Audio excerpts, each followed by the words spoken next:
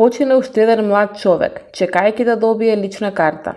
После 19-годишниот Тони Сали на 20 годишна возраст од нетретиран дијабетес почина Мемет Камбер. Да, живееме во држава во која луѓе немаат основно здравствено осигурување, како резултат на немање комплетна лична документација. За најзагрозените, низа препреки се исправаат на патот до социјална и здравствена заштита. Се работи за бирократски бариери, поради кои постојано се апелира да се донесат неопходните законски измени. Државата е глува на овие апели, додека истовремено не испушта да се пофали дека Македонија е близу ставање крај на бездржавјанството. Може да имате македонско државјанство, но поради нерегулирани семени и имотно-правни односи околу старателството или живеалиштето да не може да извадите лична карта. Државата, како да не ја тангира тоа што се уште над 700 лица се правно невидливи, односно фантоми. Министерството за внатрешни работи, Министерството за труд и социјална политика и Министерството за правда си ја префрлаат топката, кој е одговорен за носење на законските измени. За едните, клучни се измените на Законот за матична евиденција, на другите, на Законот за лична карта, за трети, на Законот за пријавување живеалиште. Но никој не е примарно надлежен, се чека на другиот, и така во круг. Овие луѓе не се само статистички податок, туку луѓе кои имаат своји тешки и мачни животи. Овие луѓе не можат да се лекуваат, не можат да се образуваат, не можат да се вработуваат. Здравството, образованието и вработувањето се мисловни именки и недостижни фантазии. Замислете, кога сте болен да не можете да отидете на лекар, ако отидете пак може да не ве примат, а притоа да немате пари да платите приватен преглед, бидејќи не сте вработен, поради тоа што немате лична документација.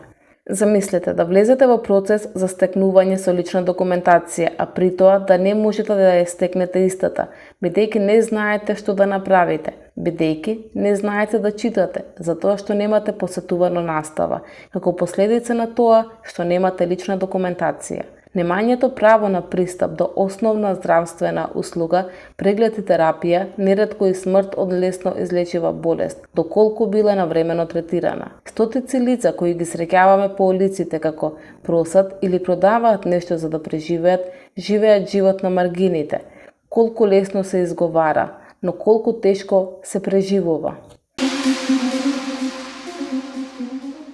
Во август минатата година известивме за неисплатени плати на работници во јавното комунално предпријатие. Акционерско друштво во сопственост на државата веќе 3 месеци не им исплатува плати на вработените. Кога ќе се помисли на работници вработени во државна или јавна администрација, речиси со сигурност се мисли на загарантирана и навремена исплата на платата. Нешто што не е случај за вработените во водостопанство Брегалница Кочани. За да истражиме како е ова можно, отидовме на сајтот на АД Водостопанство во државна собственост. Таму не пречека следната вест, односно пофалба за работата на вработените во подружницата. Истите оние кои 3 месеци немаат добиено плата. На овие вработени државата им ги нема исплатено последните 3 плати. Затоа, во вторникот, тие излегоа на мирен предупредувачки протест пред влезот на подружницата. Но што е со комуналните предпријатија основани и раководени од општините?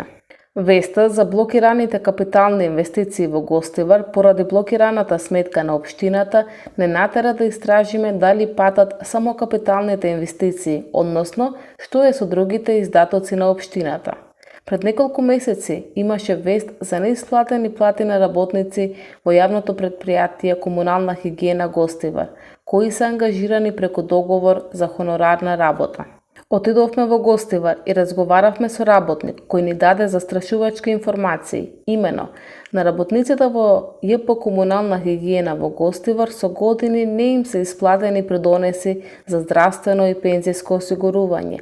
Истите добиваат плата под законскиот минимум за минимална плата, нешто што се дозволува преку договорот за хонорарен ангажман. Но тоа не е се. Овие работници веќе 4 месеци ги чекаат нивните плати, за кои добиваат лажни ветувања дека ќе им бидат исплатени. Она што зачудува е и самиот молк на локалните и националните телевизии на овие теми. Каков е односот на општините кон комуналните работници, истите оние кои му овозможуваат на граѓанството да ужива во благодетите на урбаната средина.